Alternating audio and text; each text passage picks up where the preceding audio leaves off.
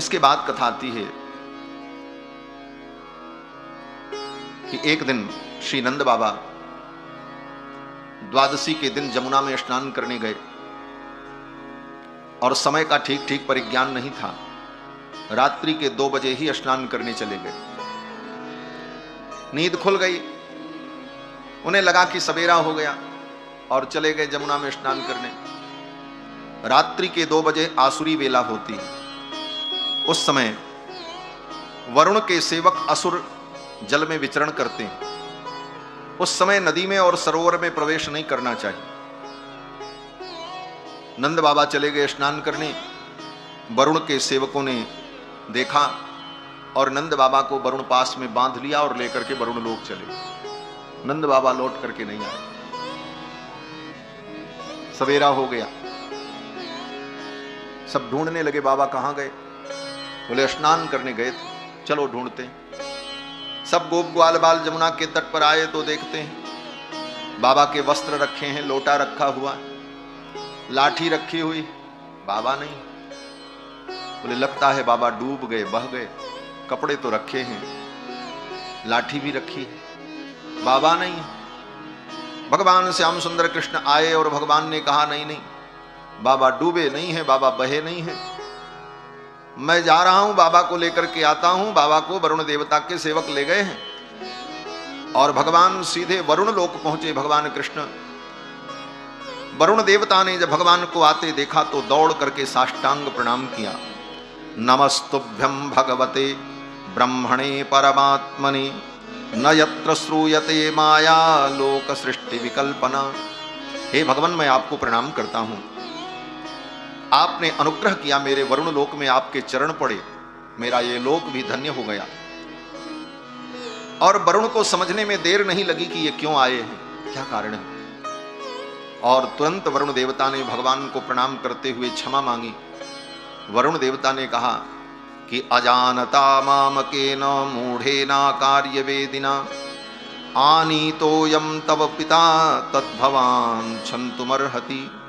हे भगवान, ये मेरे सेवक बड़े मूढ़ हैं, बड़े मूर्ख हैं। इन्होंने बहुत बड़ी मूर्खता की, आपके पिता को पकड़ ले आए। मैं क्षमा मांगता हूं आपसे, क्योंकि सेवक अगर कोई अपराध करे तो वो अपराध स्वामी का अपराध ही माना जाता है। भृत्यापराधे सर्वत्र स्वामिनो दंडमिष्यते। सेवक के अपराध करने पर वह अपराध उसके स्वामी का ही माना जाता है, क्योंकि सेवक स्वामी के अधीन होता है। वरुण देवता ने कहा मैं क्षमा मांगता हूं। और ये कहते हुए वरुण देवता ने नंद बाबा को वरुण पास से मुक्त करके भगवान को सौंप दिया। भगवान ने वरुण देवता को आशीर्वाद देकर नंद बाबा को लेकर के वरुण लोक से आए। ये घटना जब हुई तो ब्रजवासियों को बड़ा आश्चर्य हुआ। भगवान के सभी सखाओं ने, ब्रजवासियों ने भगवान से कहा कन्हैया, कोई मृत्यु लोक का प्राणी किसी दूसरे लोक में चला जाए और वहां से फिर चला आवे, ये बड़ा असंभव काम है, ये तो संभव नहीं है। और तू वरुण लोक गया और बाबा को लेकर के आ गया। और बाबा बता रहे थे वरुण देवता ने तुमको दंडोत की, हाँ, तुम्हारी पूजा की। कन्हैया, तू हमारे बीच में रहता है, खेलता है, खाता है, लेकिन तू कोई अद्भुत लोक से आया है। तेरा लोक कोई दिव्य लोक होगा, क्योंकि तू इस लोक का नहीं। तेरे अंदर जो दिव्यताएं हैं, ऐसा लगता है कि तू किसी विशेष लोक से तेरा आगमन हुआ है इस धरा पर। आज मैं जानना चाहता हूं कि तू किस लोक से आया है। बड़ी ही सहजता में ब्रजवासियों ने भगवान से पूछा, तो उतनी ही सहजता में भगवान ने कहा, हाँ भैया, मैं जिस लोक से आया हूं, मेरे लोक का नाम वैकुंठ है। सब सखाओं ने कहा, भैया उस लोक की क्या विशेषता है। भगवान ने कहा, उस लोक का दर्शन सबको नहीं होता है। यद्धि पश्यन्ति मुनयो गुणापाये समाहिताः। वेदव्यास जी कहते हैं, जब कोई महामुनि, ज्ञानी, महापुरुष त्रिगुणातीत हो जाते हैं, सतोगुण, रजोगुण, तमोगुण तीनों से जो निवृत्त हो जाते हैं, ऐसे त्रिगुणातीत पुरुषों को, योगियों को, सिद्ध पुरुषों को मेरे उस लोक का दर्शन होता है। सखाओं ने ये सब सुना। सखाओं ने कहा तो कन्हैया हमको भी दर्शन कराओ, तुम्हारे उस लोक को हम भी देखें। भगवान ने कहा अच्छा। भगवान ने कहा आंखें बंद करो। सखाओं ने अपनी आंखें बंद की और उसी समय भगवान ने अपने संकल्प से उन सखाओं को वैकुंठ के द्वार पर पहुंचा दिया। सखाओं ने आंख खोली तो अगले ही क्षण अपने को वैकुंठ के द्वार पर पाया, वैकुंठ का दिव्य दर्शन किया। सखाओं ने कहा भैया ये तेरा वैकुंठ लोक तो अद्भुत है, दिव्य है। तब तक किसी सखा ने कहा कन्हैया एक बात बतावें? ये बताओ। सखा ने कहा भैया ये तेरा लोक बहुत अद्भुत है, दिव्य है, लेकिन हमारा वृंदावन ही ठीक है। क्यों? बोले यहां तो डर लगता है, किधर जाएं, कोई रोक न दे, कोई टोक न दे। हमारा वृंदावन ही ठीक है, चाहे जमुना में गोते लगाओ और चाहे किसी गली में, किसी खोर में, किसी कुंज में चले जाओ, कोई रोकने वाला, कोई टोकने वाला नहीं। हमारा वृंदावन ही ठीक है। हमारा तो मन करता है हमको वृंदावन पहुंचा दो। भगवान ने कहा ठीक है, आंखें बंद करो। सखाओं ने आंख बंद की और उसी क्षण भगवान ने अपने संकल्प से उनको पुनः वृंदावन में उपस्थित कर दिया। कहते हैं इस प्रकार भगवान ने एक क्षण में ब्रजवासियों को अपने निज धाम का दर्शन करा करके वृंदावन में पुनः उपस्थित कर दिया। अब इस लीला में उन ब्रजवासियों को भगवान वैकुंठ लेकर के गए कि उन ब्रजवासियों के लिए वैकुंठ को यहीं लेकर के चले आए। भगवान के लिए सब संभव है, बस इतना ही है कि भगवान कर्तुम अकर्तुम अन्यथा कर्तुम समर्थ हैं। उनके लिए कोई भी कार्य असंभव नहीं। ये असंभव शब्द भगवान के लिए नहीं, ये संसार के लोगों के लिए और लोगों के लिए असंभव शब्द है। भगवान के लिए कुछ असंभव नहीं। भगवान तो कर्तुम अकर्तुम अन्यथा कर्तुम समर्थ हैं। भगवान की माया ही सब कुछ कर देती है। अघटित घटना पटीयसी भगवान की माया, भगवान के संकल्प से सब कुछ करने में समर्थ है। इस प्रकार भगवान ने उन ब्रजवासियों को अपने दिव्य धाम का दर्शन कराया। इसके बाद कथा आती है कि भगवान ने रासलीला के माध्यम से कामदेव के मान का मर्दन किया। कामदेव को भी बड़ा अहंकार हो गया कि मैंने सबको जीत लिया है।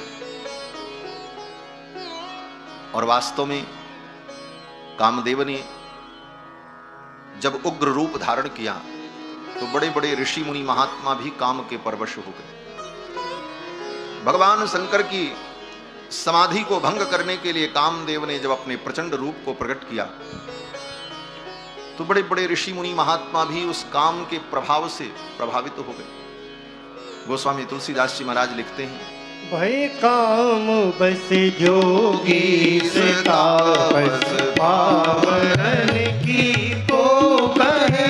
भय काम बस जोगी तापस पावन की को कहे। देख ही चराचर नारी में ब्रह्म में देखत रहे।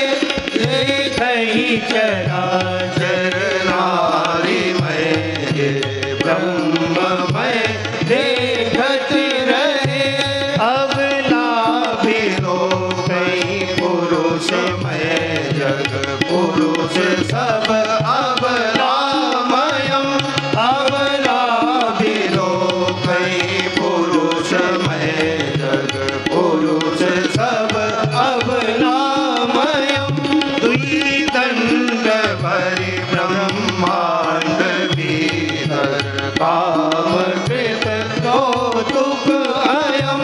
दुई दंड भरि ब्रह्मांड भीतर काम कृत कौतुक अयम।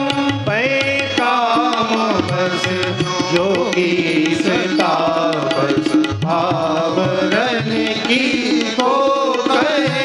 पै काम बस, पै काम बस, पै काम बस।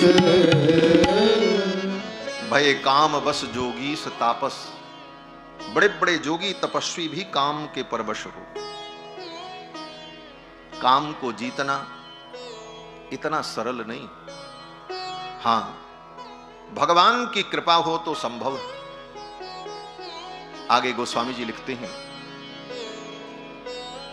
कि धरे न काहू धीर सबके मन मन सिज हरे, और जे राखे रघुवीर ते उबरे ते ही काल मह।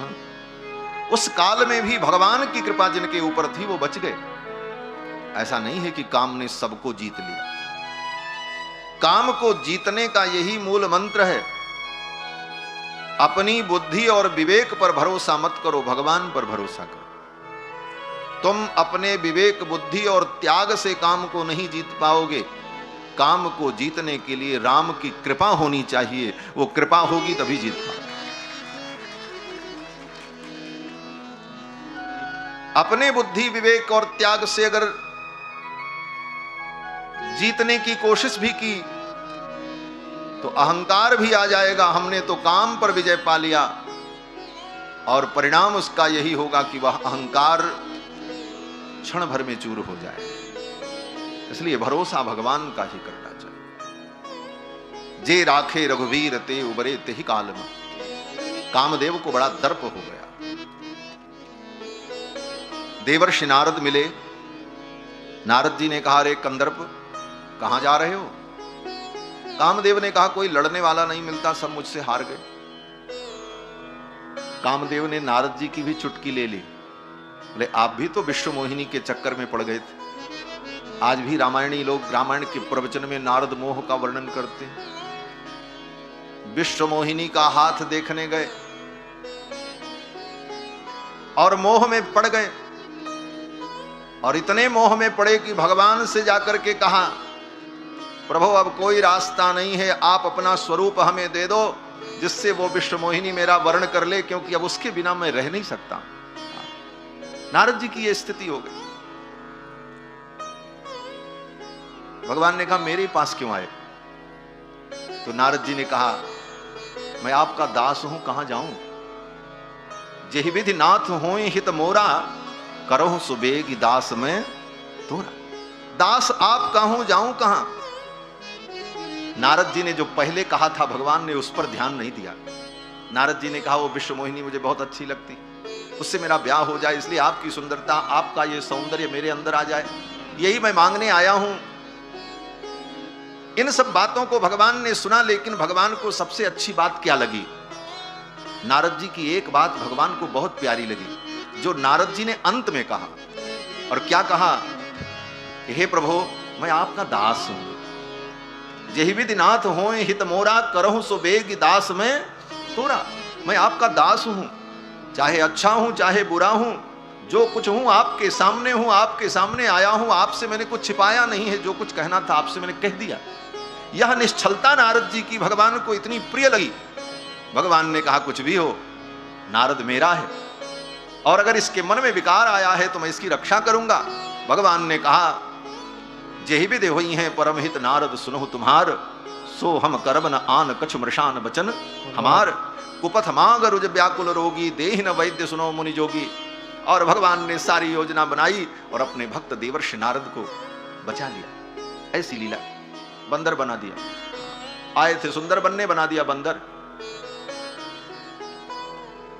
भगवान ने सोचा, आज मैं अपने नारद को अगर सुंदर बना दूंगा तो मेरा नारद जीवन भर के लिए बंदर बन जाएगा। आज अगर सुंदर बना तो ये जीवन भर के लिए बंदर बनेगा। क्यों? बोले, जो ब्याह के पहले ही इतना आसक्त है, और इसका ब्याह हो गया तब तो फिर इसकी लुगाई इसको नचाएगी। नाचई नट मरकट की नाई। भगवान ने सोचा, आज अगर सुंदर बनाया तो मेरा नारद सदा के लिए बंदर बन जाएगा, लेकिन आज अगर एक दिन के लिए मैं अपने नारद को बंदर बना दूं तो मेरा नारद सदा के लिए सुंदर रहेगा। इसलिए भगवान ने नारद जी को सुंदर नहीं बनाया, बंदर जैसा चेहरा दे दिया। और जब पहुंचे सभा में तो मरकट बदन भयंकर देखी। बंदर का मुख देखा, विश्व मोहिनी ने तो उधर गई ही नहीं, वो दूसरी तरफ चली गई। और तब तक भगवान आए। विश्व मोहिनी ने भगवान को बरमाला पहना दी और भगवान विश्व मोहिनी को लेकर चले गए। इतनी प्रसिद्ध कथा है। कामदेव ने थोड़ा नारद जी को भी व्यंग किया। लेकिन नारद जी भगवान के परम भक्त हैं, भगवान के मन के अवतार हैं, और नारद जी वही करते हैं जो भगवान की इच्छा होती है। भगवान की संकल्प की इच्छा की प्रतिमूर्ति हैं देवर्षि नारद मान। नारद जी ने कहा ठीक है तुम विश्व विजयी हो, लेकिन देखो विश्व विजय का खिताब, विश्व विजय का पुरस्कार तो तुम्हें तब मिलेगा जब सबको जीत लो। नारद जी ने, कामदेव ने कहा बचा कौन? नारद जी ने कहा अभी एक बालक बचा हुआ है, 10 वर्ष का बालक है, पढ़ा लिखा भी नहीं, विद्यालय में तो गया ही नहीं, और गोपियों के बीच में ताता थैया करता रहता है, गाय चराता है। अगर उसको तुमने जीत लिया तो मैं मान लूंगा तुम विश्व विजयी हो। कामदेव ने कहा बड़े बड़े मुनि महात्मा तो बचे नहीं, वो 10 वर्ष का छोरा मेरे सामने क्या है? नारद जी ने कहा जाकर के देखो। कामदेव भगवान के पास आया। भगवान तो चाह ही रहे थे कामदेव आवे और लीला का उपक्रम हो और कामदेव के मान का मर्दन हो, और भगवान ने कामदेव से कहा ठीक है। शरद पूर्णिमा की रात्रि में जमुना के तट पर वंशी बट पर हजारों हजारों गोपियों के मध्य में, सहस्रों सहस्रों गोपियों के मध्य में मैं अकेला पुरुष रहूंगा, तुम अपने परिकर के सहित आ जाना और वही निर्णय होगा कौन विजयी होता है। भगवान ने कामदेव को निमंत्रण दे दिया। शरद पूर्णिमा आई, आश्विन मास की पूर्णिमा तिथि, शरद की वो रात्रि, और भगवान ने रास लीला का उपक्रम किया। 5 अध्याय में भगवान की रास लीला का वर्णन श्री सुखदेव जी ने राजा परीक्षित को सुनाया है। ये रास पंचाध्यायी श्रीमद् भागवत का प्राण है। जैसे हमारे आपके शरीर में 5 प्राण होते हैं, प्राण, अपान, व्यान, समान, उदान, पंच प्राण, उसी प्रकार श्रीमद् भागवत का ये 5 प्राण है रास पंचाध्यायी। ये 5 अध्याय, 5 अध्याय में सुखदेव जी ने भगवान की रास लीला का वर्णन किया है, और ये बड़ी रसमयी, मंगलमयी, आनंदमयी लीला है, विशुद्ध लीला है। इस लीला में काम का कहीं प्रयोजन ही नहीं। ये काम लीला नहीं है, काम विजय लीला है। इसीलिए भगवान ने इस लीला के पहले ही गोपांगनाओं की देहासक्ति को चीरहरण के माध्यम से दूर किया, क्योंकि देह की आसक्ति होने पर काम क्रोधादिक विकार होते हैं, और देह की आसक्ति समाप्त हो जाने पर कामादिक विकार स्वतः निवृत्त हो जाते हैं। इसीलिए भगवान ने उन गोपांगनाओं को भी इस योग्य बनाया कि रास लीला में काम पर विजय प्राप्त करने में कोई बाधा न हो। आज वो मंगलमयी बेला जब आई तो भगवान ने अपनी योग माया को आदेश दिया, तू सारे उपकरण और सारे संसाधन और वातावरण उपस्थित कर दे। भगवान की योग माया ने सब कुछ सृजित कर दिया। भगवान पिता रात्रि ही शरदोत्फुल्ल मल्लिका वीक्षरंतुम मनश्चक्री योग माया मुपाश्रिता। अपनी योग माया का आश्रय लेकर भगवान ने रास लीला का वातावरण बनाया। योग माया ने सब कुछ रचना रच दी। जमुना के पुलिन पर सुंदर दूर्वांकुर प्रकट हो गए। चंद्रमा की किरणों से पृथ्वी आह्लादित होने लगी। सुंदर सुगंधित वायु प्रवाहित होने लगी। वातावरण अत्यंत मंगलमय मधुर हो गया। मल्लिका की लताएं विकसित हो गईं। सरोवर में कमल पुष्प खिल गए। भंवरे गुंजार करने लगे। संपूर्ण ब्रज जमुना का पुलिन सुंदर दिव्य बन गया। और फिर भगवान ने उन गोपांगनाओं को बुलाने के लिए बंशी बजाई, क्योंकि गोपियां अब आएंगी तभी तो रासलीला होगी। निशम्य गीतम तदनंग वर्धनम ब्रजस्त्रिय कृष्ण गृहीत मानसाह। भगवान ने सुंदर बंशी बजाई और बंशी में सुंदर गीत गुनगुनाया। लेकिन आज भगवान की जो बंशी बजी इसकी कुछ अलग विशेषता थी। क्या विशेषता थी? बोले अन्य दिनों में भगवान जब बंसी बजाते थे तो वो बंसी की ध्वनि सबको सुनाई पड़ती थी। पशु भी सुनते थे, पक्षी भी सुनते थे, गोपियां भी सुनती थीं, गोप ग्वाल बाल भी सुनते थे, देवता गंधर्व भी सुनते थे, यहां तक कि पत्थर भी सुनते थे। श्री सूरदास जी कहते हैं, जब हरि मुरली नाद प्रकाशी, भगवान जब मुरली नाद करते तो पाहन जलज विकासी, पत्थर पर भी कमल खिल जाते, जमुना का जल स्थिर हो जाता।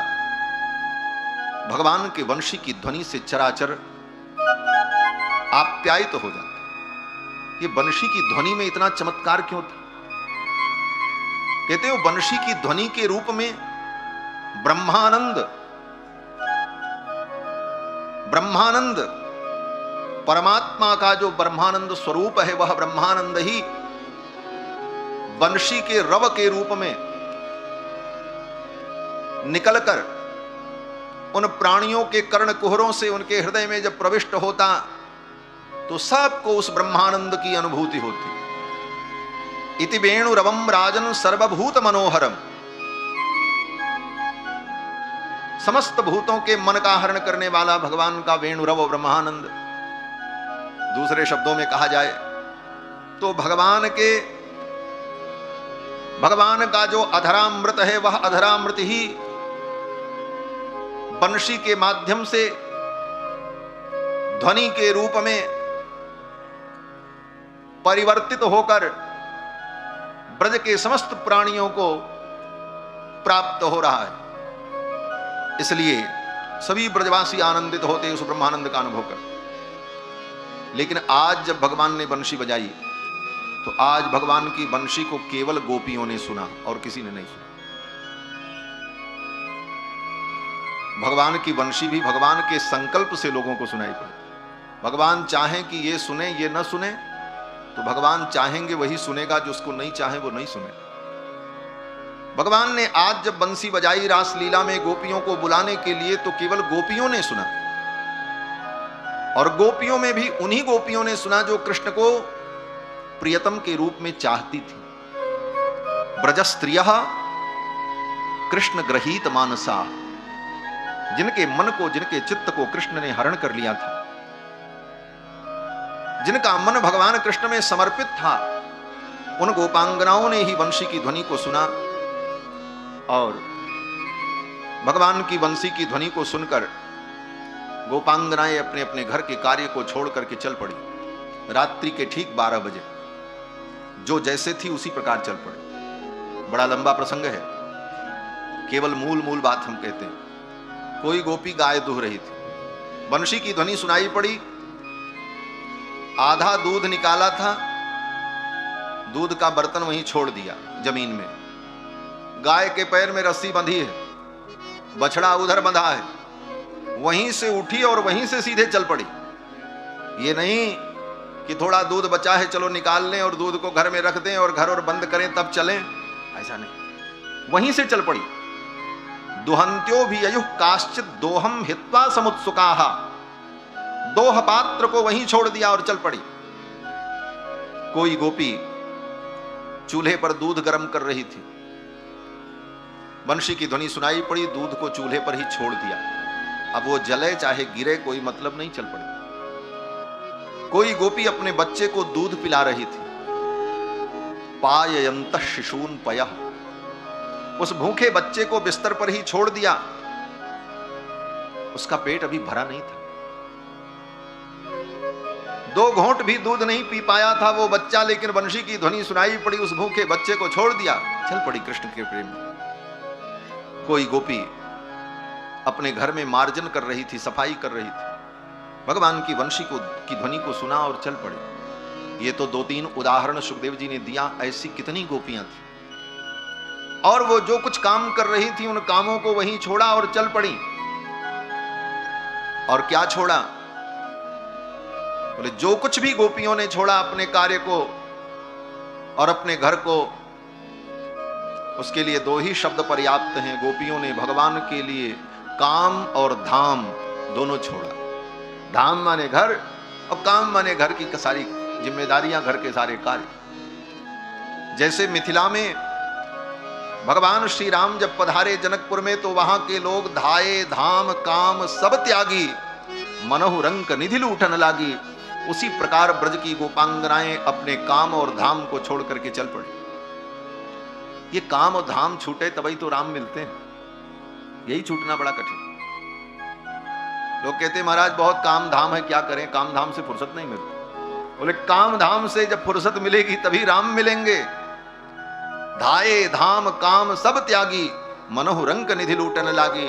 गोपांगनाएं भी अपने काम को छोड़ देती हैं और धाम को भी छोड़ दिया। धाम माने घर, और चल पड़ी कृष्ण। क्या संकेत है? बोले संकेत यही है कि भगवान के चरणों में जाने के लिए किसी तैयारी की जरूरत नहीं। आप जहां हो, जैसे हो, वहीं से आपकी भगवद यात्रा प्रारंभ हो जाए। भगवान के चरणों में जाने के लिए किसी तैयारी की जरूरत नहीं। और दूसरी बात, भगवान की यात्रा में अगर चलना चाहते हो और इस यात्रा में तुम अपने गंतव्य तक, भगवान के चरणों तक पहुंचना चाहते हो, तो तुम्हारे चले जाने के बाद क्या होगा, काम कैसे होगा, धाम कैसे बचेगा? बोले इसकी चिंता छोड़ करके जाना होगा। गोपियां जब चली तो काम और धाम की चिंता को छोड़ करके चली। उन्होंने ये नहीं सोचा कि मेरे जाने के बाद दूध कौन दुहेगा, मेरे जाने के बाद दूध कौन गर्म करेगा, मेरे चले जाने के बाद घर में झाड़ू कौन लगाएगा, मेरे चले जाने के बाद बच्चे को दूध कौन पिलाएगा। इसकी चिंता नहीं। यही चिंता हमें भगवान के चरणों तक जाने में रोक देती। लोग कहते महाराज हम नहीं करेंगे तो कौन करेगा, और कैसे छोड़ के चले जाएं महाराज, काम बहुत है। एक दिन सब छोड़ के जाना ही पड़ेगा, तब भी ये काम होगा।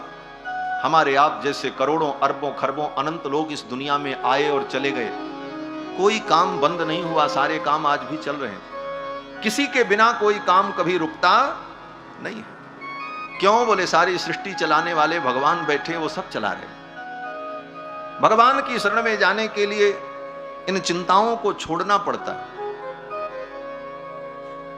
और ये चिंता छूट जाए तभी जीव भगवान के चरणों तक पहुंचता है। गोपियां सब की चिंता छोड़ करके चल पड़ी। अब दूसरी परिस्थिति जो आई वो बड़ी विकट परिस्थिति है। गोपियां जब चली अपने अपने घर से, ज्यों ही अपने घर से निकली, उनके घर के जो पुरुष थे वो लठ लेकर के खड़े हो गए। अरे कहां जा रही हो? तावार्यमाणा पतिभिः पितृभिः भ्रातृबंधुभिः। उनके भाई बंधु पिता जो परिवार के लोग थे वे लोग सामने आ गए। बोले कहां जा रही हो? गोपियों ने कहा मैं जाने दो। परिवार के लोगों ने कहा ये आधी रात में कहां जाओगी? क्योंकि बंशी की ध्वनि तो केवल गोपियों को सुनाई पड़ी। अगर उन गोपों को सुनाई पड़ती तो उनको पता चलता कि चलो कृष्ण की बंसी बज रही इसलिए ये जा रही, और गोपियां बताती भी नहीं। और रात्रि के 12 बजे कोई स्त्री अपने घर से निकल करके अचानक चल पड़े तो स्वाभाविक है कि परिवार के पुरुष वर्ग के लोग पूछेंगे भाई कहां जा रही हो, क्या कारण है, आधी रात में जाने का औचित्य क्या है? घर के पुरुषों ने पूछा, लेकिन गोपियां कुछ बोलती नहीं है, कहती जाने दो मुझे, मत रोको। उन पुरुषों को लगा कि ये पागल हो गई, बता भी नहीं रही है कहां जाना, और जाने की जिद कर रही है, और रात के 12 बजे कहां जाएगी? लगता है इसका दिमाग खराब हो गया। अभी तो इसको घर में बंद करो और प्रातः काल किसी वैद्य को बुलाएंगे, इसका इलाज कराएंगे। लगता है इसका दिमाग खराब हो गया, दौड़ा पड़ रहा। उन पुरुषों ने उन गोपियों को ले जाकर के घर में बंद कर दिया, जाने ही नहीं दिया। गोपियां जा नहीं पाई, बंद कर दिया घर। अंतरगृहगता काश्चित गोप्यो लब्ध विनिर्गमाः। उनके परिवार के लोगों ने उनको बंद कर दिया, जाने नहीं दिया। ये दूसरी विडंबना है। कोई जीव जब भगवान की शरण में जाना चाहता है तो सबसे पहले बाधक कौन बनता है? बोले उसके अपने लोग ही रोकने वाले होते हैं। जिनके लिए उसने जीवन दिया, जिनके लिए अपने जीवन के सारे सुख त्यागे, वही लोग उसे भगवान के चरणों में जाने से रोकते। बाहर का कोई व्यक्ति नहीं रोकता, अपने ही बाधक बनते हैं। उन पुरुषों ने उन्हें जाने नहीं दिया, घर में बंद कर दिया। और जब गोपियां रास में नहीं पहुंच पाईं, तो गोपियों ने अपने घर में ही बैठे बैठे अपनी आंखों को बंद करके कृष्ण का ध्यान किया है। इस कथा को बड़ी सावधानी से सुनना, कहीं कोई संदेह नहीं होगा। कोई गोपी शरीर से रास मंडल में गई ही नहीं, उनके पुरुषों ने उनको घर में बंद कर दिया। अंतर्गृहगता काश्चित गोप्यो लब्ध विनिर्गमा। और जब जाने नहीं पाई, तब भगवान के वियोग में उनको इतना दुख हुआ। दुस्सह प्रेष्ठ विरह तीव्र ताप द्युता अशुभाः। सुखदेव जी कहते हैं, राजन, भगवान के वियोग में गोपियों को इतना दुख हुआ कि उस दुख की ज्वाला में उनके जन्म जन्मांतर के जितने कुछ बचे खुचे अशुभ कर्म थे, वो सब नष्ट हो गए। और फिर गोपियों ने जब भगवान का ध्यान किया अपने ही घर में, तो ध्यान प्राप्ताच्युता से स निर्वृत्या क्षीण मंगला।